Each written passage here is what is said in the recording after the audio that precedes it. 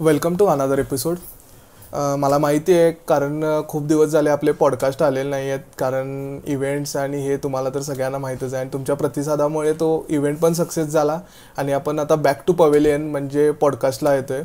आणि जिथं आत्ता आपण पॉडकास्ट घेतो तुम्हाला थोडीशी बॅकग्राऊंड वगैरे वेगळी वाटत असेल, कारण पॉडकास्टची या बॅकग्राऊंडच वेगळी आहे. एक नवीन प्रयत्न आहे, एक नवीन व्यक्तीची खास ओळख झाली होती आणि ज्याची आतुरता आपल्याला आहे, जे इन्फॉर्मेशन पॉडकास्ट जे आपण म्हणतो, ज्याची आपण त्याच्यासाठी अट्टहास केला होता, तो एक्झॅक्ट हा पॉडकास्ट असणार आहे. सो मी वेलकम करतो आपल्या गेस्टचे.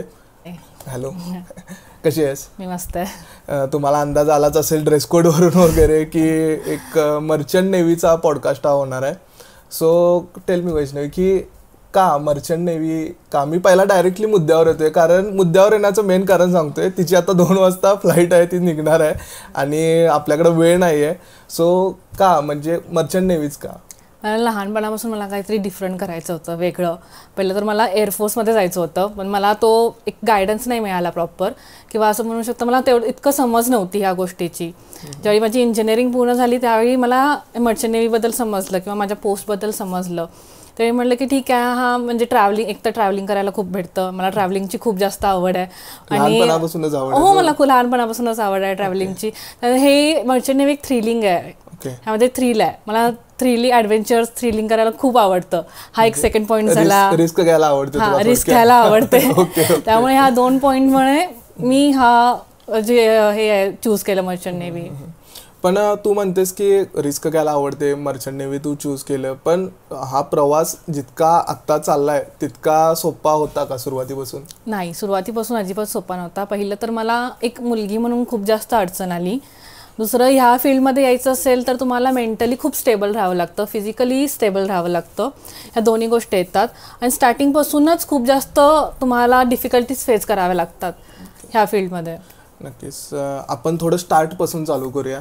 मला एक समजा 10वीला मुलगा आहे, ज्याला वाटतंय की ज्याला मर्चंट नेव्ही म्हणजे काय माहीत नाही, पण ते तू जसं म्हणलेस ते थ्रिल, ते व्हिडिओज, आता इंस्टावर येणारे व्हिडिओ, समुद्र खवळलेला असतो, त्याचे रील्स पडतात. मग मुलांना किंवा मुलींना वाटतंय की 10वीतल्या की मला मर्चंट नेव्ही जॉईन करायचे. तर तू 10th स्टँडर्डमध्ये आत्ता असणाऱ्या मुलांना काय गाईड करशील? त्यांनी काय प्रवास आत्तापासून चालू केला पाहिजे? एक तर मर्चंट नेव्ही म्हणजे ट्रान्सपोर्टेशनचा बिझनेस आहे. म्हणजे की आपण जो माल आहे, जसं की आपण रोडवरून ह्याच्यातून जातो, रोडवरून ट्रान्सपोर्ट करतो, तसंच हे समुद्रातून ट्रान्सपोर्ट केलं जातं, शिपवरून. एका कंट्रीमधून दुसऱ्या कंट्रीमध्ये, एका सिटीमधून दुसऱ्या सिटीमध्ये माल हा ट्रान्सपोर्ट केला जातो. तेच म्हणजे मर्चंट नेव्ही. आमचं काम हे असतं की आम्हाला त्या मालला सुरक्षितपणे त्या त्या कंट्रीमध्ये पोचवायचं असतं. की आतमध्ये काही गोष्टी असू दे, जे मेकॅनिकल असू दे, किंवा जो मालसाठी जो आम्हाला हे करावा लागतो, सेफ्टी असते ती घ्यावी लागते, ते सगळं हे आमचं काम असतं. जर 10th नंतर पहिलं तर तुम्ही आमच्या 3 हे आहेत, 3 डिपार्टमेंट आहेत.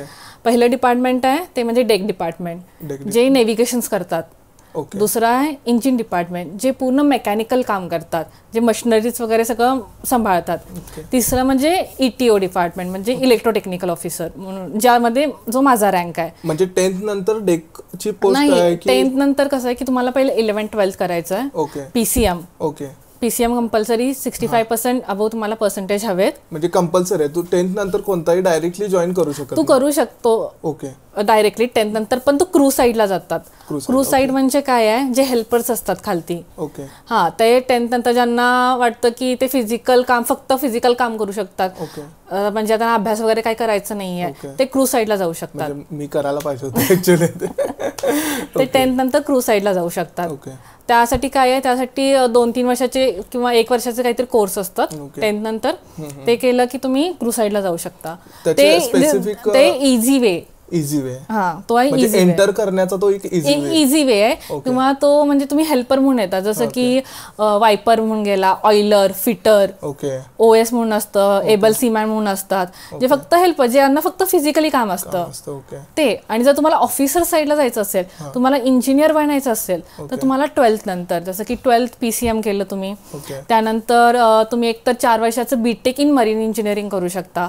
त्यासाठी आपल्या इंडियामध्ये खूप सारे कॉलेजेस आहेत आणि त्यातले जे टॉप कॉलेजेस आहेत ते 3 जे ते आपले महाराष्ट्रामध्येच आहेत. एक पुणे आणि 2 मुंबईच्या आसपास आहेत 2 कॉलेजेस.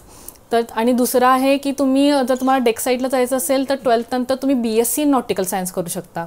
ओके. आणि जर तुम्हाला इंजिनिअरिंग नंतर तुम्ही नॉर्मल इंजिनिअरिंग केलंय जसं की BE केलंय, इलेक्ट्रिकल, इलेक्ट्रॉनिक किंवा मेकॅनिकल, तुमचं इंजिनिअरिंग झालंय तरीही तुम्ही ॲज अ ETO म्हणून जाऊ शकता.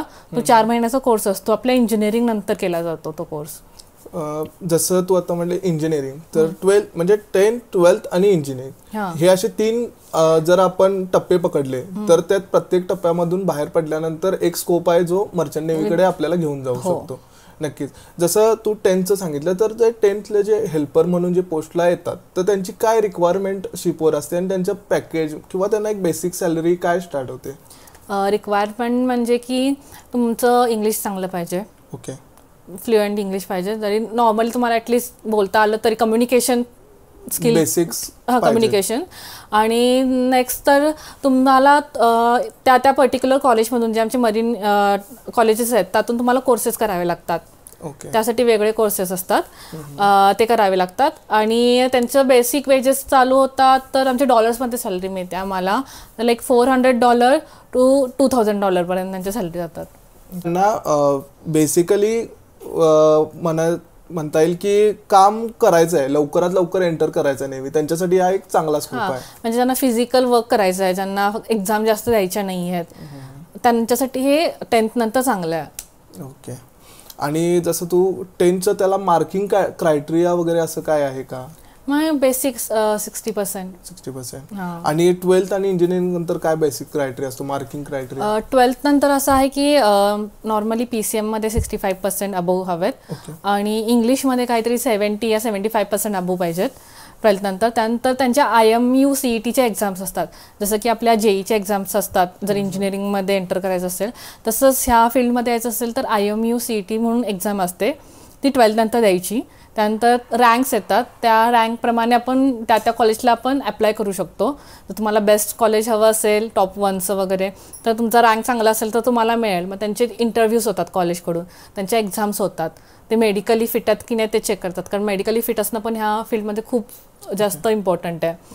त्यानंतर मग तुमच्या ॲडमिशन होतं त्यावेळी ते 4 वर्षाचा कोर्स असतो. इंजिनिअरिंग जसं नॉर्मल इंजिनिअरिंग आहे तसंच हे आहे, पण हे मरीन इंजिनिअरिंग आहे. 4 वर्ष. आणि दुसरं तर की BSc इन नॉटिकल सायन्स हे 3 वर्षाचं असतं, तर BSc. त्यानंतर 12th झालं, 12th नंतर BSc आणि BTech हे तुम्ही 2 केलं. त्यानंतर जर तुम्हाला इंजिनिअरिंग नंतर जायचं असेल तरी मी ॲज अ ETO म्हणून जाते, म्हणजे इलेक्ट्रोटेक्निकल ऑफिसर. यामध्ये जायचं असेल फक्त तुम्हाला 2 ते 3 ट्रेडमध्ये इंजिनिअरिंग असावी लागते, जसं की इलेक्ट्रिकल, इलेक्ट्रॉनिक आणि इलेक्ट्रिकल्स रिलेटेड ब्रांचेस जे आहेत किंवा इन्स्ट्रुमेंटल इंजिनिअरिंग, ह्या 3च ब्रँचमधून तुम्ही ह्या पोस्टला जाऊ शकता. जर तुमचं मेकॅनिकल असेल तर तुम्ही ॲज अ इंजिनियर म्हणून जाणार, पण तो 1 वर्षाचा कोर्स आहे. इंजिनिअरिंग नंतर अजून 1 वर्षाचा कोर्स तुम्हाला करावा लागेल. म्हणजे बेसिकली बाकीच्या ट्रेडमधून जाण्याचे तसे मार्ग नाहीच आहेत, नाही आहेत. म्हणजे ते जाऊ, जर तुम्ही आता कम्प्युटर किंवा सिव्हिल केलं, बाकीचे आहेत आर्किटेक्ट केलं तर तुम्ही नाही जाऊ शकत. तुम्ही फक्त इलेक्ट्रिकल, इलेक्ट्रॉनिक आणि मेकॅनिकल ह्या 3च बॅकग्राऊंडमधून जाऊ शकता या फील्डमध्ये इंजिनिअरिंग नंतर. तुला जेव्हा तू स्टार्ट केलंस तेव्हा तुझे जे बेसिक म्हणजे जे आपलं इंजिनिअरिंगचं जे सिलेबस होता आणि ते नेव्हीचा सिलेबस असं कुठेतरी काही मॅच झालं किंवा काय तू जे शिकलीस त्याचा आता तुला जास्त बेनिफिट होतंय? कारण इंजिनिअरिंगमध्ये एक टर्म जास्त वापरली जाते जी सगळी आपल्याला सिनियर सांगतात, आत्ता जे शिकवतात ते पुढं काय नसते, पुस्तक हे पुस्तकातलं सबमिशन पुरतं आहे सगळं. तर त्याचा तुला काय यूज आत्ताच्या जे तुझं काम चालू आहे त्याच्यामध्ये तुला यूज होतो? झाला ना, कारण माझं पूर्ण काम हे इलेक्ट्रिकल काम आहे. बेसिक इलेक्ट्रिकल आपल्याला माहीत हवं.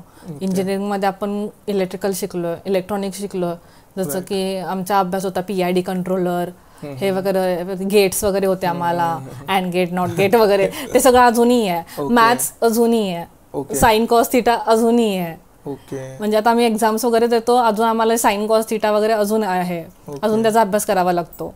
आणि बेसिकली सबमिशनचा काय नाही, काही नाही, काही रोल नाही. खास इंजिनिअरिंगच्या स्टुडंटला जर असं एक सुकून मिळाला जेव्हा तू म्हणली सबमिशनचा काय रोल नसते. पण अपार्ट फ्रॉम दॅट की शिप, जेव्हा आपण एक नॉर्मल शिप, आमच्यासाठी एक नॉर्मल शिप असते, पण त्या शिपचे टाइप्स काय असतात की कशा प्रकारे ते काम करतात? काय शिप्स म्हणजे नेमकं कशा असतात त्या? शिप म्हणजे जसं खूप सारे टाईप आहेत, जसं की आली कंटेनर शिप, जसे मोठमोठे तुम्ही कंटेनर बघितले असतील, त्यामधून आपण मीठ, चिकन वगैरे, फिश, फ्रूट्स हे सगळं सामान ट्रान्सपोर्ट करतो. दुसरी आली ऑइल आणि केमिकल टँकर, जसं की आपले ऑइल्स आणि केमिकल्स असतात ते ट्रान्सफर केले जातात. तिसरी आली बल्क कॅरियर म्हणून आली. बल्क म्हणजे कसं काय की जे साखर वगैरे असते हे सगळं ट्रान्सपोर्ट केलं जातं. चौथी आली रोरो शिप्स, ज्या गाड्या वगैरे ट्रान्सपोर्ट होतात त्याला. आणि पाचवी आली क्रूज शिप, पॅसेंजर वेसल, जिथं मोस्टली पार्टीज वगैरे होतात. ओके. म्हणजे मग जेव्हा तुम्ही कॉलेजमध्ये एंटर करता तेव्हा तुमच्याकडे असं स्पेसिफिकली सांगितलं जातं की ह्या शिपमध्ये आम्हाला काम करायचं, असं तुमची रिक्वायरमेंट ॲज अ स्टुडंट म्हणून असते की जेव्हा तुम्ही पासआउट होता त्याच्यानंतर तुम्हाला वेगवेगळ्या अपॉर्च्युनिटीज मिळतात? असं आहे की पहिलं तर ह्या फील्डमध्ये आपण ज्यावेळी आमचं ट्रेनिंग चालू असतं 4 महिन्याचं, त्यावेळी वेगळ्या कंपनीज येतात. ओके. आपले इंटरव्ह्यूज होतात आणि सिलेक्शन्स होतात त्यामध्ये. त्यानंतर जी कंपनी आपल्याला ज्या शिप देतील ते आपल्याला ऍक्सेप्ट करावं लागतं. जसं जसं तुम्हाला एक्सपिरियन्स येईल तुम्ही स्वतःचे शिप म्हणजे टाईप तुम्ही चूज करू शकता. पण स्टार्टिंग एक असतं ना की तुम्हाला एक्सपिरियन्स पाहिजे, प्रत्येक गोष्टीमध्ये एक्सपिरियन्स पाहिजे. तुम्ही कुठेही जा, नॉर्मल जॉबला गेला तरी तुम्हाला एक्सपिरियन्स हवा. तसंच इथेही सेम आहे की एक्सपिरियन्स मॅटर करतो. तर ट्रेनिंग जर तू आत्ता जो म्हणलीस तर असं बेसिकली ट्रेनिंगमध्ये काय जास्त गोष्टी तुम्हाला हायलाईट केल्या जातात? ट्रेनिंग बेसिकली काय असतं जे तू म्हणते? ट्रेनिंग म्हणजे की आम्हाला शिपवरती काय काय काम करावं लागणार आणि मोस्ट इम्पॉर्टंटली आमच्या इथं फोकस केला जातो सेफ्टीवरती. ओके. आम्हाला सेफ्टी जास्त आमच्याकडे फोकस केलं जातं. ट्रेनिंग पण आम्हाला खूप जास्त सेफ्टीचं दिलं जातं. जसं की फायर फायटिंग आलं, मला फायर फायटिंग शिकवलं जातं. सेकंड की आम्हाला मेडिकलचं असतं, मेडिकल आम्हाला कसं फर्स्ट एड वगैरे करायचं ते शिकवलं जातं. इमर्जन्सीसाठी ज्या ज्या बेसिक्स आहेत सेफ्टी, त्या सगळं त्याचं मोस्टली ट्रेनिंग दिलं जातं. आता सेफ्टीकडून थोडंसं आपण एक डीप पॉईंटला येऊया. तो म्हणजे तू एक मुलगी आहेस आणि एक मर्चंट नेव्ही म्हणजे एक मोठं धाडस तुझं तसं म्हणावं हे लागेल. पण तुला काय वाटतं एक मुलगी म्हणून तू जे काम करतेस ते कितपत सेफ आहे आणि ज्या अपकमिंग गर्ल्स आहेत, ज्यांना वुमन्स आहेत, ज्यांना काम करायचं आहे, त्यांना तू काय सांगशील? अजून आत्ता बघायला गेलं तर आत्ता मुली खूप येतात ह्या फील्डमध्ये. आधी मुली नव्हत्या, त्यामुळे आधी थोडं सेफ्टीचा कन्सर्न होता. पण आता मुली जास्त येतात त्यामुळे सेफ्टीचा कन्सर्न इतका नाही आहे, कारण कंपनीसुद्धा आता ह्या गोष्टीसाठी अवेअर होतात. त्यामुळे त्या वेगवेगळ्या सेफ्टीसाठी काहीतरी पॉलिसीज घेऊन येतात. जसं की तुम्हाला हॅरॅसमेंट आहे, तुम्हाला मेंटली हॅरॅसमेंट असू दे, फिजिकली असू दे, वर्क रिलेटेड हॅरॅसमेंट असू दे, तुम्ही त्याची कंप्लेंट करू शकता. आणि त्यासाठी कंपनीकडून काही नाही झालं तर वेगवेगळ्या वेबसाईट्स पण आहेत की त्या वेबसाईटला तुम्ही कंप्लेंट करू शकता. म्हणजे हे सेफ्टी आता एवढं हे नाही राहिलं, मतलब मेजर पार्ट नाही राहिला ह्या फील्डमध्ये, इतका इश्यू नाही आहे. जरी तुम्हाला असं वाटत असेल की बाबा तुम्हाला कोणी अब्यूज करतंय, म्हणजे शब्दांनी कोणीतरी काहीतरी बोलतंय किंवा तुम्हाला कामामध्ये कोणीतरी हे त्रास देतंय, तर तुम्ही कंप्लेंट करू शकता. ओके. आणि कंप्लेंट केलं तर तुम्ही त्या व्यक्तीला कंपनीमधून काढलं जातं. पण त्याची रिॲक्शन टाइम किती असते जेव्हा तू कंप्लेंट एखादी करतेस? तर त्याची रिॲक्शन किती वेळात होते? ते कितपत फास्ट त्याचं ट्रॅकिंग वगैरे? एक 3-4 दिवसांमध्ये होऊन जातं, जास्तीत जास्त मॅक्सिमम 5 दिवस. जेव्हा तुम्ही शिपवर असता तेव्हा तुमची सिक्युरिटीसाठी असं काय स्पेसिफिक असतं की तुझ्या वैयक्तिक सिक्युरिटीसाठी, इव्हन बॉय असू दे किंवा गर्ल, त्याच्या सिक्युरिटीसाठी स्पेशली असं काय असतं? म्हणजे आता गार्ड्स वगैरे तर हे नॉर्मली बाहेरच असतात, तर तुमच्या सेफ्टीसाठी की आपण स्वतः एक सेफ्टी म्हणून राहिलं पाहिजे? आपणच एक स्वतः सेफ्टी, तर सेफ्टीसाठी पर्सनली काही नाही आहे. तुम्हाला पहिलं तर कसं सेफ राहायचं तुम्हाला ट्रेनिंग ऑलरेडी दिलेलं असतं. सगळं तुम्हाला फायर फायटिंग शिकवलं असतं, सगळ्या गोष्टी शिकवलेल्या असतात. आपली सेफ्टी स्वतःच घ्यायची आहे तिथे. आपण कसं राहायचं हे आपण ठरवायचं. तिथे कोणी नाही येणार, कारण तिथे बघायला गेलं तर आता आमच्या ज्या कार्गो वेसल्स आहेत, जसं सांगितलं कंटेनर, ऑइल टँकर वगैरे, त्यामध्ये मॅक्झिमम 24 ते 25 लोकच असतात. ओके. हां, जास्त लोक नसतात, 24 ते 25. त्यामुळे आपण पहिली आपली सेफ्टी बघायची आणि मग दुसऱ्यांची सेफ्टी.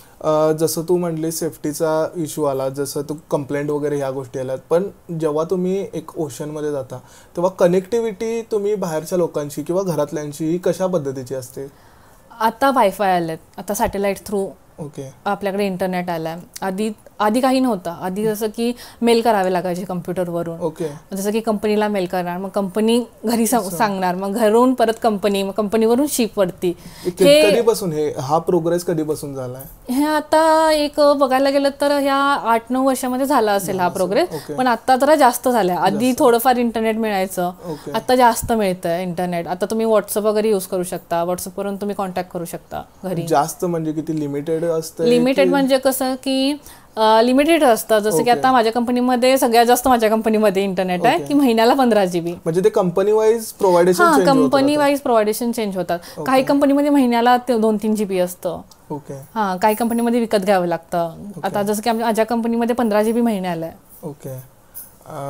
म्हणजे इंटरनेटचा आत्ताच्या काळामध्ये असा काही कनेक्टिव्हिटीसाठी काही एवढा मेजर इश्यू नाही. हा, मेजर इश्यू नाही. आता तुम्ही कनेक्ट म्हणजे फॅमिलीसोबत मी डायरेक्टली कनेक्ट करू शकता आणि इझी वे ने. राईट. आणि जसं तू सांगितलीस की 10th नंतर जे मुलं जॉईन होतात, 12th नंतर किंवा डिग्री नंतर, यांचा एक बेसिक क्रायटेरिया पेमेंटचा जो आहे किंवा तू जी आता करतेस काम, याचं काय starting range to end higher लेवलला मॅक्झिमम किती जाऊ शकते?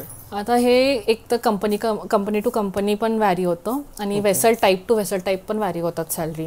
जसं की स्टार्टिंग पासून तुम्ही एक ज्युनियर म्हणून जाता, तुमची सॅलरी स्टार्टिंग मिनिमम सांगते $500 जाते आणि मॅक्झिमम जसं की कॅप्टन वगैरे असतं जे हायेस्ट रँकला असतात ते एकतर $12,000 ते $13,000 पर्यंत जात आहे. मॅक्झिमम 14,000 पर्यंत म्हणू शकतो डॉलर. सगळ्यात जास्त हायेस्ट सॅलरी शिपवर कोणाला असते? म्हणजे कॅप्टन आणि चीफ इंजिनियर ही दोन लोक असतात, त्यांना असते हायेस्ट. आणि तिथपर्यंत पोहोचण्यासाठी किती इयर्स तुम्हाला स्ट्रगल करावं लागतं किंवा किती इयर्सचा एक्सपिरियन्स असावा लागतो? प्रत्येक आमचे वेगवेगळे रँक्स असतात. जसं की आता खाली इंजिन डिपार्टमेंटला बघितलं तर पहिल्यांदा ॲज अ तुम्ही डेक इंजिनियर म्हणून जाणार, त्यानंतर तुम्हाला पुढचा रँक प्रमोशनसाठी तुम्हाला एक्झाम द्यावी लागते, तुम्ही 4th इंजिनियर म्हणून जाणार, त्यामुळे तुमचं ऑनबोर्ड परत प्रमोशन होणार ॲज अ 3rd इंजिनियर. नंतर पुढच्या रँकला प्रमोशन व्हायचं असेल तर तुम्हाला परत त्याची एक्झाम द्यावी लागते, त्यानंतर तो एक्झाम दिली की तुम्ही ॲज अ 2nd इंजिनियर म्हणून प्रमोट होणार. परत अजून एक एक्झाम असते चीफ इंजिनियर, जो की इंजिन डिपार्टमेंटचा टॉपला असतो, हायेस्ट रँक म्हटलं जातं, तो चीफ इंजिनियर. ते एक्झाम दिली की परत तुम्हाला प्रमोशन मिळतं, तुम्ही चीफ इंजिनियर म्हणून जाऊ शकता. त्यांची सॅलरी असते एक $13,000 ते $14,000, म्हणजे आपले इंडियन रुपीजमध्ये बघायला गेलं की 12 ते 13 लाख रुपये महिन्याला. आणि डेक कॅडेटला तुम्ही झाला म्हणजे जसं की नेव्हिगेशन डिपार्टमेंटला गेला, डेक डिपार्टमेंटला गेला तर तुम्हाला पहिला जो असतं स्टार्टिंग, तुम्ही ॲज अ डेक कॅडेट म्हणून जाता, कॅडेट म्हणून म्हणजे ज्युनियर. त्यानंतर ॲज अ 3rd ऑफिसर, त्यानंतर 2nd ऑफिसर, चीफ ऑफिसर आणि मग तुम्ही कॅप्टन होता. आणि ह्यासाठी तुम्हाला एक्झाम्स द्याव्या लागतात. त्या एक्झाम्स काय टाइप त्याचं म्हणजे हे काय असतं, सिलेबस वगैरे? सिलेबस आपल्या रिलेटेडच असतो, जे आम्ही जॉब करतो त्याच रिलेटेड असतो. आणि त्याचं कसं असतं की ते DG शिपिंग म्हणून आहे, ती लोक प्रोव्हाइड करतात. हे सगळं सिलेबस गव्हर्नमेंट आहे, सेमी गव्हर्नमेंट, आणि ती लोक प्रोव्हाइड करतात हे सगळं. त्यांच्या थ्रू एक्झाम्स होतात ह्या सगळ्या. आणि कॅप्टन हा हायेस्ट रँक झाला, हा फक्त तुम्ही कॅप्टन फक्त डेक डिपार्टमेंटला गेला तरच तुम्ही कॅप्टन बनू शकता. जसं की आता आपण शिप वगैरे ह्या सगळ्या तू मॅन्डेटरी गोष्टी सांगितल्या, पण सगळ्यात मॅन्डेटरी गोष्ट म्हणजे फूड, जे सगळ्यांना कुठेही गेलं तरी लागतेच, त्याच्याशिवाय काय पर्यायच नाही. पण त्या फूडची क्वालिटी, ते फूड ते कसं तुमच्यापर्यंत येते? आणि इंडियन फूड तुला जसं आपल्याला सगळ्यांनाच इंडियन फूडची गरज असते, तर प्रत्येक लोकांना त्यांचं फूड मिळतं का? त्याचे काय क्रायटेरिया असतो? फूडचं असं आहे की ऑनबोर्ड तुम्हाला एक कुक असतो बनवायला. आणि त्यानंतर जसं की तुला मगाशी म्हटलं की शिप टू शिप सगळं चेंज होतं. हां, इथे पण तसंच आहे की तुम्हाला कंपनी टू कंपनी पण फूड आहे, जे खाणं आहे ते बदलत राहतं. की काही कंपनीजमध्ये इंडियन फूड नाही मिळत, कारण इंडियन कुक नसतात तिथे. त्यामुळे इंडियन फूड नाही मिळत, की तुम्हाला जे बाहेरचंच आहे तेच फूड मिळतं. आणि जर तुमच्या इथे इंडियन कुक असतील किंवा इंडियन क्रू असेल तर तुम्हाला मिळतं इंडियन खायला. जसं की आता मला ह्या 2-3 शिपवरती इंडियन माझा कुक होता, त्यामुळे मला इंडियन खायला मिळालं, ते इंडियन बनवत होता. आणि फूड आमचं हे असतं की आता मी जसं की पोर्ट टू पोर्ट जातो, आम्ही आता एका कंट्रीमधून दुसऱ्या कंट्रीमध्ये गेलो तर आमच्याकडे ऑलरेडी तेवढं ठेवलेलं फूड असतं, आमचं मोठमोठे रिफ्रिजरेटर असतात, त्यामध्ये ऑलरेडी आम्ही सगळं फूड म्हणजे असतं ऑलरेडी. असं काय फूडला मेजर इश्यू येत नाही? मेजर इश्यू नाही येत, पण कसं जर तुम्ही महिनाभर तुम्ही हे करत असाल तर थोडंफार कमी पडतं. हा, पण असं नाही की संपत नाही पूर्ण. जर आम्ही आता एका पोर्टवरून दुसऱ्या पोर्टवरती गेलो तर तिथं फूड येतं. म्हणजे इनकमिंग आणि आउटगोईंग फूडचं हे कंटिन्युअस राहतं. पण तू जसं म्हटलीस की पोर्टला तुम्ही जातोय तर ते किती टाइम पिरियड असतो की एवढ्यामध्ये आम्ही तिथं जातोय? पोर्ट किती तुम्ही कनेक्ट करता? कारण एकदा तुमची शिप बाहेर पडली तर असं की किती महिन्याला गेलाय किंवा काही महिने गेलाच नाही असं काही होऊ शकतं? नाही, असं नाही आहे. ऍक्च्युली तुम्हाला कुठून कुठे ट्रॅव्हल करायचं आहे, तुम्हाला कुठून कुठे जायचं आहे, तुम्हाला कार्गो कुठून कुठे पण पोहोचवायचं आहे त्यावरती डिपेंड आहे. जसं की 1-2 दिवसावरती पण आम्ही जातो पोर्टवर. 1-2 दिवस असं आमचं चालू असतं की ह्या पोर्टवरून ह्या पोर्टवरती जायला 1-2 दिवस लागतात, असं हे कंटिन्युअस चालू होतं. असं कधी कधी होतं की 1.5 महिना जातो, 1 महिना जातो, जास्तीत जास्त 1.5 महिना, त्याच्यावरती नाही जात. पोर्टवरून मला एक गोष्ट आठवली, जी मिथ आहे की फॅक्ट आहे, की तू क्लिअर कर. की लोक असं म्हणतात की नेव्हीमध्ये मर्चंट नेव्हीवाले जे असतात त्यांना सगळे देश फिरायला मिळतात. ते तर ऑब्वियस आहे, पण तिथं तुम्ही जेव्हा उतरता तेव्हा तुम्हाला अलाउन्स पण मिळतोय, तुम्हाला गोष्टी बघायला फिरायला, हे सगळं कंपनीकडून असते. ते खरं आहे काय? हां, ते खरं आहे, पण हे पण आहे की काही काही कंट्रीजमध्ये नाही सोडत फिरायला. कधी कधी आम्हाला इतका वेळ नसतो, कधी कधी एकच दिवस शिप तिथं थांबलेली असते पोर्टवरती, तर आम्हाला बाहेर जाता पण येत नाही, फिरता पण येत नाही. आणि कधी कधी असं असतं की आम्हाला काम करून जावं लागतं. आम्हाला जो आमचा फ्री टाईम आहे त्यामध्ये आम्हाला फिरायला जावं लागतं. असं नाही की बाबा शिपवरती गेलो, आम्ही पोर्टवरती गेलो आणि उठा आणि जा, असं नाही. आम्हाला आमचं काम करावं लागतं. तुम्हाला मग तुमचा जो फ्री टाईम आहे आमचा उरलेला, त्यामध्ये आम्हाला बाहेर जायला अलाउड आहे. ओके. पण तू जसं म्हणलीस की फ्री टाइम आहे, बाहेर जायला अलाउड आहे, हे पोर्टचं झालं, पण तुमची जनरल ड्युटी किती असते? कारण एकदा तर तुम्ही समुद्रात गेला, काम सुटलं घरी आलो, हा तर प्रकार नाही.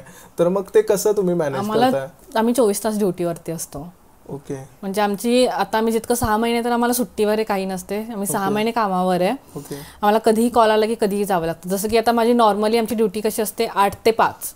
ओके. मग कधी एक्स्ट्रा काम येतं, मग कधी कधी मध्येच मध्यरात्री वगैरे काहीतरी प्रॉब्लेम येतात, मग मध्यरात्री कॉल केला की जावं लागतं. म्हणजे आम्ही नाही म्हणू शकत नाही की आता नॉर्मली ऑफिसवाले कसे IT वाले 5 वाजता घरी आले की संपलं, फोन बंद करा झालं. पण आमचं तसं नाही आहे. डायरेक्ट डोअरवर नॉक होतं. आम्हाला येतात कॉल येतात की हा प्रॉब्लेम आलाय, रात्री 2 असू दे 3 असू दे, टाइम नाही बघत, हा प्रॉब्लेम आलाय, ह्या प्रॉब्लेम सॉल्व्ह करा, हे असतं. परत आलं की मी जसं सांगितलं नेव्हिगेशन डिपार्टमेंट, त्यांचे 6-6 तासाच्या ड्युटी असतात, त्यांचे राऊंड असतात वेगवेगळ्या. म्हणजे एकाने 6 तास थांबायचं, दुसऱ्याने 6 तास थांबायचं, असं असतं.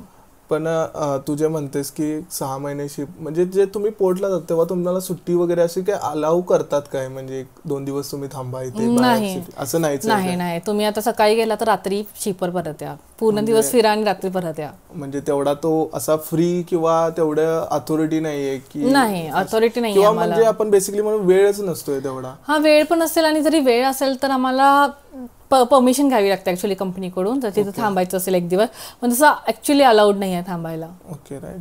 आणि जसं तू म्हटलीस की ही एक मुलगी असून तू शिपवर असतेस, ह्या सगळ्या म्हणजे तुझ्यासारख्या असंख्य मुली आहेत, पण असे तुला काही आलेले अनुभव वाईट किंवा चांगले असे काय? तू म्हणजे काय त्याचं बायफिग्रेशन करशील? एक चांगल्यामध्ये बेस्ट मुवमेंट काय होते आणि एक वाईट म्हणजे हे असं हे झालं ते चुकीचं झालं, काय सांगशील त्याबद्दल? पहिलं तर चांगल्यामध्ये मला खूप चांगली लोक भेटलेत ऑन बोर्ड, की बाहेरच्या देशातली असू देत, आपली इंडियन असू देत, मला खूप चांगली भेटलेत ज्यांनी की मला सपोर्ट केलाय. आणि खूप अशी वाईटही भेटलेत ज्यांनी मला सपोर्ट नाही केलेलं, म्हणजे की तू मुलगी आहेस म्हणून मला सपोर्ट नाही केलेला, की नाही तुला हे नाही जमणार, तू नको हे करूस, तू मुलगी आहेस, तुला काय येणार आहे, ह्या गोष्टी मला तोंडावर बोलल्यात. आणि हा कधीच तुझा सुरुवातीचा फेज होता की आता पण असं? आता पण आहे, आत्ताही बोलतात, अजूनही आहे की अजूनही मुलींना कुठे ना कुठेतरी हे म्हणजे थोडंसं कमी लेखलं जातं की हिला कुठे काय जमणार आहे, फिजिकल वर्क हिला कुठे काय येणार आहे, असं. मुलगी यायची म्हणली की शिपवरती सगळेजण डोक्याला हात लावून बसतात, अरे ही येणार, मुलगी येणार आहे, तिच्या वाटणीचं काम आम्हाला करायला पाहिजे, असं काहीतरी अजून आहेच लोकांचं. आणि मग काही लोक मला खूप जास्त लोक सपोर्टिव्ह भेटलेत ऍक्च्युली, वाईट पेक्षा मला जास्त लोक चांगली भेटलेत ज्यांनी मला सपोर्ट केला. ओके. तू जसं म्हटलीस की मुलगी आल्यानं त्यांना वाटते की त्यांचं, पण तू आता जे काम करतेस त्याचं थोडंसं स्पेसिफिकली सांगू शकतेस की तू काय शिपवर काम करतेस? मी इलेक्ट्रिकल ऑफिसर आहे. माझं जे शिपवरती इलेक्ट्रिकल किंवा इलेक्ट्रॉनिक जे काही मशिनरीज असू दे, ज्या काही गोष्टी आहेत, ते सगळं मी मेंटेनन्स आणि रिपेअरिंगचं बघते. ओके. मग ते डेली वर्क चालू? हो, डेली वर्क चालू असतं. डेली काही ना काही प्रॉब्लेम्स असतात, मेंटेनन्स करायचा असतो डेली, कारण आम्हाला शिप एक सेफली पोहोचवायची असते जरा. आणि इलेक्ट्रिकल हा मेन पॉईंट आहे, इलेक्ट्रिकल इलेक्ट्रॉनिक हा मेन पॉईंट आहे. ज्यात जर काही जरा तरी प्रॉब्लेम आला तर काहीतरी होऊ शकतं. आणि इलेक्ट्रिकल म्हणजे म्हटलं की थोडं रिस्की काम आहे, आग वगैरे लागू शकते, हे इलेक्ट्रिकल मध्ये येतं, शॉक वगैरे बसतात, ह्या गोष्टी इलेक्ट्रिकल मध्ये येतात, त्यामुळे ते खूप रिस्की काम आहे. त्यामुळे रोज त्याचा मेंटेनन्स आम्हाला करावा लागतो, प्रत्येक गोष्टीचा, प्रत्येक मशिनरीचा वगैरे. ओके. म्हणजे ऑन ड्युटी 24 आवर्स हे तू म्हणलीस ते अगदी करेक्ट आहे की कधीही त्याचा बेसिकही काही प्रॉब्लेम, छोटा जरी काहीतरी प्रॉब्लेम आला की जाऊन ते रिपेअर करावं लागतं. आता तू सगळेच गोष्टी क्लिअर केल्या, जसं मी तुला मिथ आणि फॅक्ट विचारलं, तर काही माझ्या नजरेला आलेल्या अशा गोष्टी आहेत की लोक, तू जसं म्हटलीस तू एक चांगली म्हणजे एक प्रोसेस सांगितलीस नेव्ही जॉईन करायची, पण अशा काही गोष्टी आहेत की जिथं मुलं पैसे भरतात आणि त्यांना कॉल वगैरे येतात पण ते फेक असतात आणि त्याच्यामध्ये खूप वर्ष त्यांची निघून जातात. येईल कॉल, आज येईल, उद्या येईल. तर अशा फेक एजन्सीज पण आहेत, तर त्याच्याबद्दल काय सांगशील? ह्या फील्डमध्ये असं आहे की तुम्हाला पेशन्स खूप ठेवायला लागतात जॉबसाठी, कारण आता कॉम्पिटिशन खूप वाढलं आहे. लोकांना ह्या फील्डबद्दल माहीत झालं त्यामुळे लोक येत आहेत ह्या फील्डमध्ये.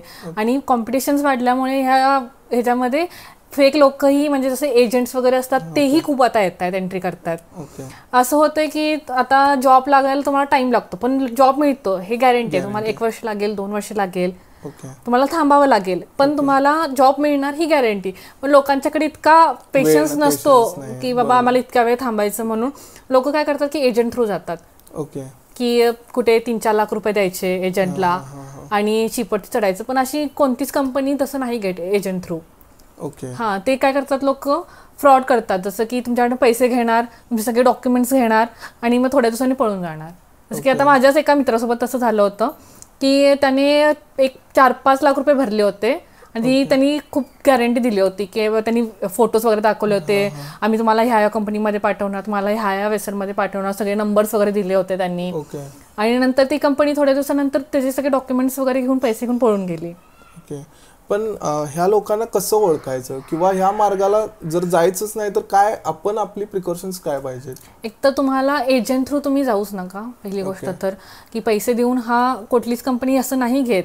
तुम्हाला जायचं असेल तर तुम्हाला एकतर कंपनीमध्ये जावं लागतं, थ्रू कंपनी, प्रॉपर जी कंपनी असतात त्या थ्रू. जसं की तुम्हाला तिकडे जाऊन तुमचा CV सबमिट करा, तुम्ही त्यांना कॉल करा. खूप साऱ्या कंपनीज आहेत, म्हणजे हजारोमध्येच कंपनीज आहेत. तुम्ही त्यांना कॉन्टॅक्ट करा, CV सेंड करा, त्या कंपनीमध्ये जाऊन भेटा की आम्हाला असं आहे. टाइम लागेल पण तुम्हाला मिळेल.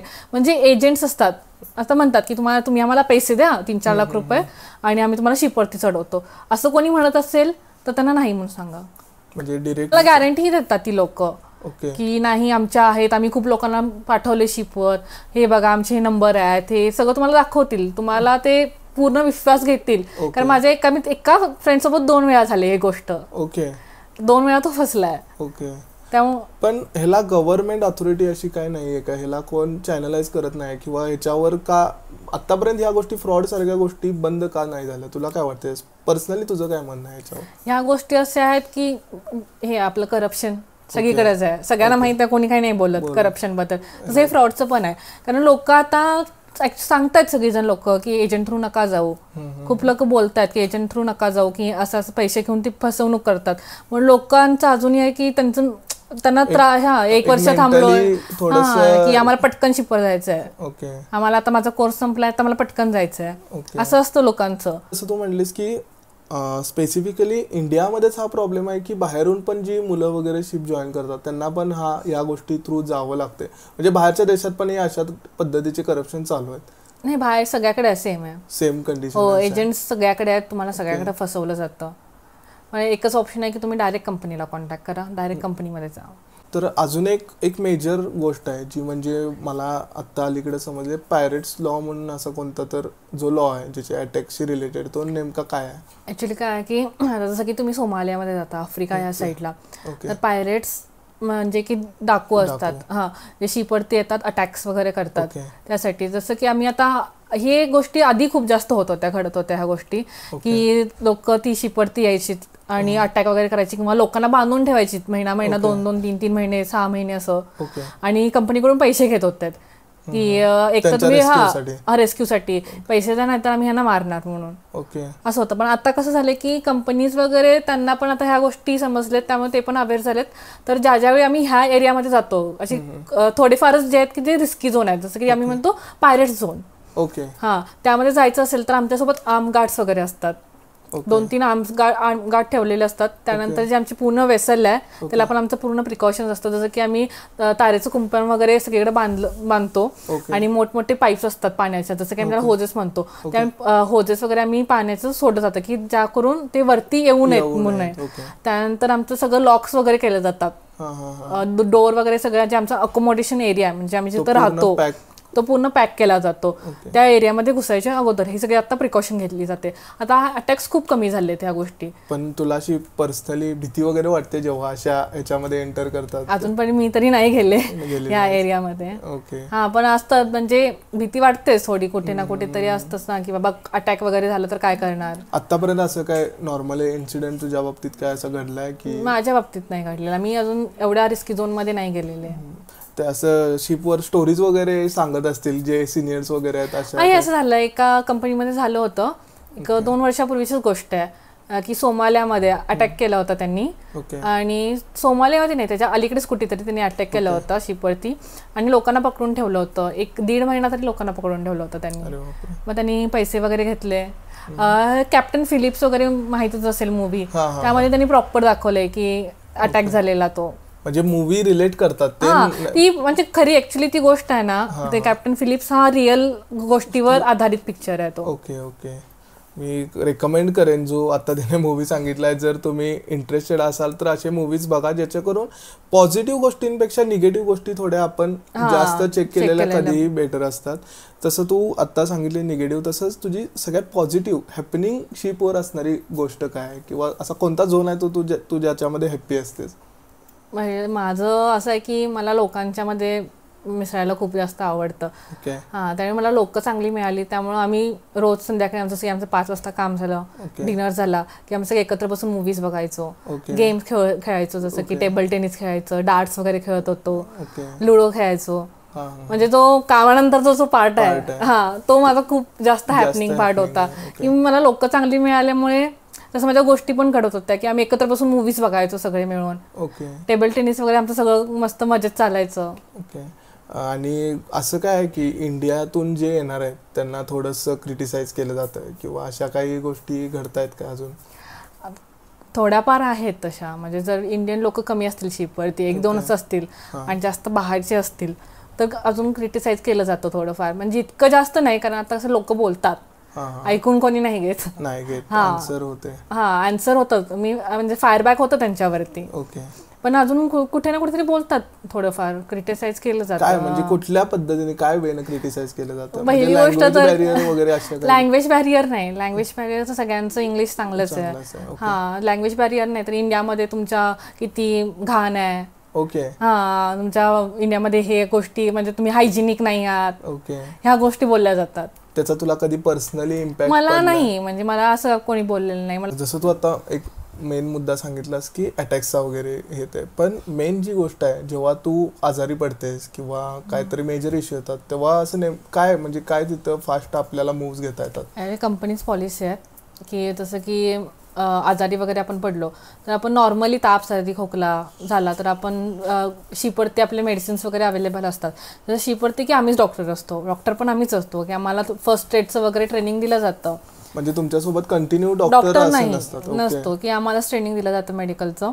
आम्हाला मेजर काही असेल, जसं की तुम्हाला जास्तच काही झालंय आणि तुम्हाला डॉक्टरचीच गरज आहे, तर जर की तुम्ही वेट करू शकत असाल त्या गोष्टीसाठी, तर तुम्हाला एका पोर्टवरून जर तुम्ही आता सेलिंग करताय, तुम्ही नेक्स्ट पोर्टला जाताय, तर तुम्हाला त्या डॉक्टरकडे ट्रीटमेंटसाठी पाठवलं जातं. जसं की आता मी ब्राझीलमध्ये आहे तर मला आता स्पेनमध्ये नेक्स्ट पोर्ट माझा स्पेनमध्ये आहे, तर जायला एक 8-10 दिवस लागतात.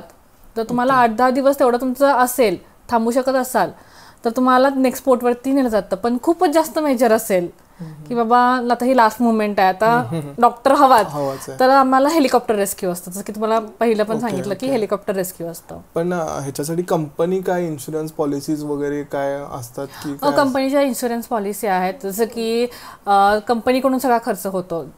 आता आम्हाला इन्शुरन्स आहे, आम्हाला काही झालं, आम्ही आजारी आहे, आमचं ऑपरेशन आहे, काही असलं तर कंपनी आम्हाला ऑलरेडी कंपनीने मेडिकल इन्शुरन्स दिला आहे. जसं की आता मुलींसाठी पण स्पेशल एक आहे की तुम्ही आता प्रेग्नेंट आहात तर तुम्हाला प्रेग्नेंट अलाउन्स आहे, त्यानंतर जे प्रेग्नन्सीचा खर्च वगैरे आहे सगळं ती कंपनी करणार. पण हे ऑन शिप असल्यावरच असते की ऑफ द शिप पण जेव्हा तुम्ही सुट्टी हॉलिडेजला असं सुट्टी वगैरे असते? आम्ही आता घरी पण असेल तर घरी आता आजारी आहे किंवा दवाखान्यात वगैरे आहे, ऍडमिट आहे, तर सगळा खर्च कंपनी करते. जसं की आमचं मेडिकल इन्शुरन्स आहे. मेडिकल इन्शुरन्स आम्ही. पण आता तुम्ही जेव्हा शिपवर असतात तर सगळ्या कल्चरची लोक तिथं असतात, म्हणजे जसं आपलं इंडियन कल्चर ज्याचे सण वार उत्सव हे कंटिन्यू चालू आहेत, महिना टू महिना चेंज होता. मग शिपवर तेव्हा काय एन्व्हायरमेंट असतं, तेव्हा तुम्ही काय कसं सेलिब्रेट करता त्या गोष्टी? शिपवर ते ऍक्च्युअली सगळे सण सेलिब्रेट केले जातात, म्हणजे आपले इंडियन असू दे किंवा नॉन इंडियन असू देत, सगळे केले जातात. इव्हन दिवाळी केली जाते, गणपती केली जाते. कोणी महाराष्ट्रीयन वगैरे लोक असतील तर गणपती सेलिब्रेट करतो आम्ही. क्रिसमस, न्यू इयर्स किंवा ह्यांचं इस्टर वगैरे असतं बाहेरचं ख्रिश्चन लोकांचं, तेही सेलिब्रेट केलं जातं. 15 ऑगस्ट सेलिब्रेट केलं जातं, 26 जानेवारी सगळं सेलिब्रेट केलं जातं शिपवर. ते म्हणजे असं की घरचं एवढं मिसिंग नाही होत, तो तेवढा राहत नाही, तेवढे ग्रजेस मनात राहत नाही. बाबा आमचं मिस केलं, मी दिवाळी मिस केली. आपल्यासाठी दिवाळी गणपती किती मोठे सण आहे ते. आपल्याला लोक कुठे कुठले असते तरी दिवाळी आणि गणपतीसाठी घरी येतात परत. पण ते इतकं मोठ्याने नाही करत आम्ही सेलिब्रेट, पण ठीक आहे. तेवढं हे राहतं की बाबा मनाला थोडस शांतता राहते. हा बाबा नाही आम्ही मिस केलं, आम्ही आता सेलिब्रेट करतो इथे असं. पण जेव्हा तू शिपवर असतेस तेव्हा कुठला असा टाइम असतो जेव्हा जास्त घरची आठवण येते, किंवा आता एंडिंगला आले तेव्हा कधी संपेल की स्टार्टिंगला गेल्या गेल्याच नाही कशाला आलो, जरा थांबायला पाहिजे होतं, जरा मोठी सुट्टी पाहिजे होती, काय असते ते? जाताना होतं रिग्रेट, बाबा चाललो आता, कम्फर्ट झोन सोडून चाललो, आपला कम्फर्ट झोन घरी बनलेला असतो. आणि त्यानंतर मग एकदा शिपवरती गेलं की 3-4 महिने काहीच नाही वाटत, अशी निघून जातात फास्ट. पण जो 3-4 महिन्यानंतरचा जो वेळ आहे तो म्हणजे असं वाटतं की नाही आता मला घरी जायचं आहे. म्हणजे खूप असं हे होतं, घरचं आठवण येते, हेक्टिक वाटतं, किंवा जास्त काम असेल तर खूप त्रास होतो, किंवा रोज कारण सुट्ट्या नसतात आम्हाला. आणि आम्हाला इतकं पण आम्हाला जरी इंटरनेट असेल तरी इतका आमचं हे नसतं, कम्युनिकेशन नसतं, कारण टाइम झोन डिफरंट आला आम्हाला. प्रत्येक वेळी आम्ही वेगळ्या कंट्रीमध्ये गेले की टाइम झोन चेंज होतो, त्यामुळे इंडियातला टाइम झोन आणि तो टाइम झोन खूप जास्त कधी कधी डिफरन्स येतो, 12-12 तासाचा वगैरे. त्यामुळे टाइम पण नाही मिळत इतकं की बाबा घरच्यांसोबत किंवा फॅमिलीसोबत फ्रेंडसोबत कनेक्ट करायला, बोलायला. म्हणजे काहीतरी काय वाटलं की मला आता काहीतरी झालं आणि मला घरी बोलायचं आहे, नाही बोलू शकत काही गोष्टी, किंवा मला फ्रेंडला कुठल्या तरी सांगायचं आहे, नाही कम्युनिकेट. आणि तिथं लोक पण आपण त्या लोकांना पण नाही सांगू शकत. एवढं कनेक्शन पण जर बनलं असेल तर ठीक आहे, पण नाही बनलं असेल तर आपण त्या लोक आपल्यापर्यंत, कारण ते असतं ना एक प्रोफेशनल मेंटेन ठेवावं लागतं थोडंफार. आणि कोणत्याही फील्डमध्ये ते प्रोफेशनलिझम असतं. आणि तेवढं आपण नाही कुणाबरोबर, जसं घरातल्यांबरोबर किंवा आपले जे क्लोज वन्स आहेत त्यांच्याशिवाय ते आपण नाही सांगू शकत. कुठल्या गोष्टी काही असतात की आपल्याला आपल्या एका बेस्ट फ्रेंडला सांगायच्या असतात, आपण फक्त तिला शेअर करू शकतो. त्या गोष्टी आपण नाही करू शकत तिथे. पण जेव्हा तुमच्या तिथं असं पार्टीज कल्चर वगैरे शिपवर असतं काय, म्हणजे लाईक आमच्या इथे पार्टीज खूप जास्त होतात शिपवरती. जसं की कधी कधी आता हे कॅप्टन टू कॅप्टन पण डिपेंड करतं. कधी कधी कॅप्टनाचे खडूस असतात जे ते अलाउच नाही करत. मध्ये कधीतरी अशा पार्टीज म्हणजे काहीतरी फेस्टिवल असेल तरच पार्टीज. आता एक कॅप्टन असतात की असे की महिन्यातनं 2-3 वेळा पार्टीज असतात, किंवा विकेंडला सॅटर्डे संडे पार्टीज असतात. असे एक कॅप्टन असतात. जशी की आता फिलिपिनो जास्त क्रू असेल तर फिलिपिनो लोक आहेत ना, त्यांना पार्टीज वगैरे करायला खूप जास्त आवडतं. मग ते हर विकेंडला सॅटर्डे संडे त्यांचं कराओके वगैरे सगळं पूर्ण माहोल प्रॉपर माहोल, जो क्लबिंग मध्ये वगैरे माहोल असतो ना सेम, लाइटिंग वगैरे सगळं, डीजे वगैरे सगळं प्रॉपर सेटअप येताना घेऊन नाही, असं लॅपटॉप वरती वगैरे ते असतं. आणि लाईट वगैरे सगळं आमचं शिपवरती अवेलेबल असतं. त्यामुळे प्रॉपर असं क्लबिंग वाला हे बनवतात करून. मग ते लोकांची कंपनी जास्त हॅपनिंग असते का, म्हणजे ते जे तू आता बोललीस ती लोक फिलिपिन्स लोक असतात ना, त्यांना म्हणजे दे आर लाईक असे त्यांना एन्जॉयमेंट करायला जास्त आवडते, किंवा ते हॅपनिंग असतात, म्हणजे कायम असे एकदम मजेत मस्त चिल मध्ये असतात, काही होऊ दे, एवढं त्यांना फरक नाही पडत. पण तू ते चिलचं जे म्हणतेस तेव्हा आम्ही असे व्हिडिओज बघतोय जेव्हा ओशन मध्ये शिप अगदी म्हणजे असं वाटते की आता दी एंडच आलाय आता, असे व्हिडिओज असतात. पण तेव्हा त्यावेळी आतमध्ये असणाऱ्या लोकांचे, तुमच्यासारख्या लोकांची काय सिच्युएशन असते, म्हणजे तुम्ही काय, म्हणजे मला तर मी त्या सिच्युएशन मध्ये असेल तर डायरेक्ट हात जोडूनच बसेन कुठल्या तर कोपऱ्यात. पण तुमची काय तेव्हा सिच्युएशन असते, ते कसं टॅकल होतं? काय आहे माहिती का, नॉर्मली आपण जातो, नॉर्मल जरी समुद्र शांत असेल तरी ही वेव्स येतातच, शिप हलतेच. तरी आता मला ह्या गोष्टीची सवय झाली आहे की एवढ्या छोट्या ह्याने काही फरक नाही पडत. पण ज्यावेळी मोठं वगैरे जास्त वेदर खराब होतं, ज्यावेळी वेदर खराब झालं की शिप जास्त हलते, त्यावेळी मग आतमध्ये आम्ही पण हलतो, सगळ्या गोष्टी हलतात पूर्ण. त्यामुळे आम्हाला कधी कधी असे वेदर खराब होतात की आम्हाला जेवता पण येत नाही, झोप लागत नाही आठवडाभर. आम्ही रात्री झोपत पण नाही एक आठवडा. इतकं वेदर खराब म्हणजे होतं. मागच्या वेळी माझं झालं होतं की एक 8-10 दिवस तरी वेदर खराबच होतं. आठवड्याभर झोपच नव्हती अजिबात नाही. असं खायला जरी बसलं की मधीच काहीतरी असं एकदम हे मोठं हे आलं ना की वेव्स वगैरे आली तर सगळ्या आमच्या ताटा वगैरे पण पडत होत्या. ओके. म्हणजे असं कधीतरी एवढं येतं की तुम्ही जेवण पण नाही देऊ शकत, तुम्हाला जेवण बनवता पण नाही येत. पण हे जेव्हा वेदर वगैरे खराब ह्या गोष्टी असतात तेव्हा सगळ्यात मेजर रोल कुणाचा असतोय, म्हणजे कोण सगळ्या ह्या गोष्टी जास्त हँडल करतात? कॅप्टन. कॅप्टन. की तुम्हाला शिप आहे ती बरोबर स्टॅबिलिटी ठेवावी लागते. ओके. प्रॉपर तुम्हाला त्याचं स्पीड हे सगळं मेंटेन करावं लागतं. ओके. मला वाटते बऱ्याचशा गोष्टी आपण कव्हर केल्या आहेत, पण अजून एक लास्ट एक लग्न झालेलं नसताना पण मला एक पडणारी गोष्ट म्हणजे एक विचार असा आहे की जेव्हा मॅरिड कपल असतात तर त्यांना असे काय स्पेसिफिकली म्हणजे अलाउन्स असतोय की ते एकत्र काम करू शकतात, त्यांची प्रायव्हसी वगैरे, किंवा तू असं सांगू शकतेस का ह्या फील्डमध्ये एक कपलनं एकत्र काम करणं जास्त बेनिफिशियल आहे? काय सांगशील तू याच्यावर? जर कपल असेल एका कंपनीमध्ये तर कंपनी टू कंपनी पॉलिसी पण डिपेंड करते. जसं की तुला म्हणलं मी 2 डिपार्टमेंट आले, एक इंजिन आणि एक डेक. जर वाईफ डेकवरती असेल आणि हजबंड इंजिन रूम मध्ये असेल म्हणजे जसं इंजिनियर असेल तर तुम्ही एका वेसलवरती काम करू शकता. की म्हणजे त्यांचं असं आहे की तुमच्या ह्याच्यामध्ये क्लासेस आलं नको कामामध्ये. जसं की डेक डिपार्टमेंट डिफरंट आहे, इंजिन डिपार्टमेंट वेगळं आहे, त्यामुळे तुमच्या कामामध्ये इतके क्लासेस नाही आहेत की तुम्ही कुणाला हे करू शकता म्हणजे बॅकअप करू शकता, असं नाही होत. पण काही काही कंपनीमध्ये हे पण अलाउड नाही आहे की तुम्ही हजबंड वाईफ असाल तर एका शिपवरती काम करायचं. ओके. जर असेल तसं अलाउड तर तुम्ही डिफरंट डिपार्टमेंटला हवं. ओके. म्हणजे थोडंफार तसं कठीणच आहे. म्हणजे कठीणच आहे तसं, पण काही काही कंपनीज असतात ज्या म्हणतात ठीक आहे तुम्ही जर तू डेक डिपार्टमेंटला आहेस आणि तू इंजिन डिपार्टमेंटला आहे तुम्ही काम करू शकता. ओके. जसं तू आता सांगितलंस मला वाटते हा पॉडकास्ट जे नवीन लोक आहेत ज्यांना इंटरेस्ट आहे त्यांचा अजून इंटरेस्ट डेव्हलप करणारा होऊ शकेल आणि त्यांना माहिती पण खूप चांगली आपण इन्फॉर्मेटिव्ह दिली आहे. पण मला आता पर्सनली तुझ्याबद्दल विचारायचं आहे की तू आता इथून पुढची तुझी जर्नी काय आहे, की तू आता शिपवर चालली आहेस, कधी चालली आहेस, जरा मला ते ऐकण्यात जास्त इंटरेस्ट आहे. आता आत्ताच चालले 1-2 तासानंतर शिपवरती, माझी फ्लाईट आहे 2 तासानंतर आणि आता मी 5 महिन्यासाठी चालली. माझं 5 महिन्याचं यावेळी कॉन्ट्रॅक्ट आहे, तर माझं US वरून जॉईनिंग आहे आता. आता 5 महिन्यानंतर मी घरी येणार. ओके.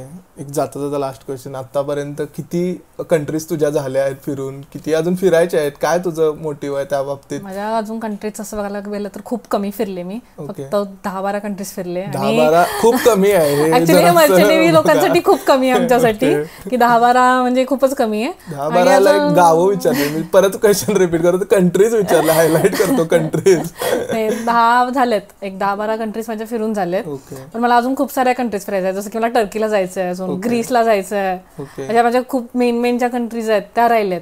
की माझं स्पेन एक होतं, माझं स्पेन झालं, त्यानंतर कोरियाला मला जायचं होतं, कोरिया पण माझं झालं. स्पेन झालं, अजून काय पाहिजे? स्पेनमध्ये पण स्पेनमध्ये बाकीच्या पण अजून सिटीज आहेत, मला तिकडे पण जायचंय. ब्राझील झालंय माझं, युरोप झालंय, आम्स्टरडॅम रॉटरडॅम जो माझा फेवरेट पार्ट होता तो कव्हर झालाय, तो तरी मी पहिल्यांदा गेल्या तो माझा कव्हर झालाय. त्यानंतर इजिप्त पण झालंय माझं फिरून.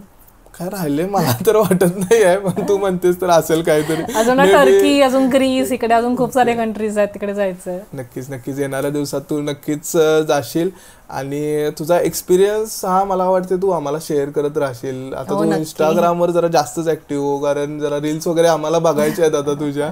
आणि तुला मेनली माझ्या ऑडियन्सला जे बघतायत त्यांना काय मेसेज तुला फॉरवर्ड करायचा आहे? तू काय सांगशील स्पेसिफिकली जे या क्षेत्रामध्ये येण्यास इच्छुक आहेत त्यांना? ह्या जे क्षेत्रामध्ये येण्यास ज्यांना इंटरेस्ट आहे त्यांनी पहिल्यांदा तर मेंटली खूप स्टेबल पाहिजे, फिजिकली खूप स्टेबल पाहिजे. कारण हे जितकं इंटरेस्टिंग दिसतं ह्या गोष्टी, तितक्या ह्या गोष्टी खूप कठीण आहेत. की लोकांना बाहेरून खूप छान वाटतं हे बघायला, बाबा कंट्रीज फिरायला मिळतात ह्यांना, की बाहेर किती छान वाटतंय, किती मस्त पार्टीज वगैरे करतायत. पण काम ही आम्हाला तितकंच असतं. म्हणजे एन्जॉयमेंट पेक्षा आम्हाला काम जास्त खूप असतं, पण मेंटली पण असतं, फिजिकली पण असतं. की आम्हाला कधी कधी झोप नाही मिळत, कधी कधी आम्हाला फिजिकली इतकं आम्हाला थकून जातं की आम्हाला 12-12 तास काम करावं लागतं. हे पण आहे. तुम्हाला जर ह्या गोष्टी, अभ्यास खूप करावा लागतो ह्या फील्डमध्ये आल्यानंतर. तुम्हाला वाटत असेल की बाबा जॉब लागला म्हणजे अभ्यास सुटला, नाही. तुम्हाला जर अभ्यासाला तुम्हाला हे असेल की इंटरेस्ट असेल तर तुम्ही ह्या फील्डमध्ये नक्कीच या. म्हणजे तू जास्त अभ्यास हे हायलाइट करशील, अभ्यास संपत नाही. तुम्हाला अभ्यास नाही संपत. जोपर्यंत तुम्ही कॅप्टन आणि चीफ इंजिनियर नाही बनत, तुम्ही तोपर्यंत हायेस्ट रँकला नाही जात, तुमचा अभ्यास नाही संपत. म्हणजे तुम्हाला अभ्यास एक्झाम्स कंटिन्यू द्यावं लागतात, तुम्हाला पण मेंटली पण स्टेबल राहावं लागतं आणि फिजिकली पण स्टेबल राहावं लागतं. नक्कीच मला वाटते हा मेसेज भरपूर जणांना युजफुल आहे. आणि तुझं नेक्स्ट टार्गेट काय आहे? तुझे आता काम करतेस, तुझं एक मेन टार्गेट असं काय आहे की तुला ते अचीव करायचं आहे? आता तर असं आहे की मी आता ज्युनियर रँकला होते, तर मला सिनियर रँकला जायचं आहे. ओके तर आता होईल माझं, कारण माझे एक्झाम्स वगैरे पण झालेत. ओके तर आता मी चालली आहे. तर आता मला ऑनबोर्ड ह्या गोष्टीचं काय होतं, त्या ऑनबोर्ड प्रमोशन मिळतं. ओके म्हणजे रिझल्ट तिकडेच डिक्लेअर हां, ऑनबोर्डच प्रमोशन होतं. तर कंपनी टू कंपनी हे असतं की कंपनी कधी सांगेल त्यावेळी आपलं प्रमोशन होतं. ओके होप तुझा रिझल्ट नक्कीच चांगला लागणारच आहे 100%. त्यावेळी शिपवरून पेढे इकडे पाठवतो आम्हाला. नक्कीच थँक्यू. एक खूपच व्हॅल्युएबल टाइम दिलास आणि ते पण एवढ्या इमर्जन्सीमध्ये दिलास. याच्यावरून कळते की किती म्हणजे लाईक आपण म्हणतोय की माणसं बाहेर जाऊन विसरतात आपल्या माणसांना, तर ते तसं अजिबात नाही आहे. So thank you so much. आणि तू जेव्हा पुन्हा येशील तेव्हा तुझ्या नेक्स्ट पोस्टबद्दल आणि त्याच्याबद्दल आपण नक्कीच पुढची चर्चा करू. दिलेल्या वेळाबद्दल थँक्यू सो मच. ओके. तर आज हा पॉडकास्ट घेण्यासाठी या कॅमेराच्या मागे मी होतो. तर भावानं लय भारी आपला पॉडकास्ट घेतलाय आणि दीदीनं तर पॉडकास्ट एवढा भारी दिला, मी सगळी माहिती एकदम क्लिअर केल्या. जर तुम्हाला हा पॉडकास्ट आवडला असेल तर ह्या पॉडकास्टला तुम्ही लाईक करा, दणदणून शेअर करा आणि कमेंट्स करा आणि सबस्क्राईब करा. तेव्हा पुन्हा भेटू आपण नवीन पॉडकास्टमध्ये नवीन विषय घेऊन. तोपर्यंत बाय बाय, शबा खैर. चला.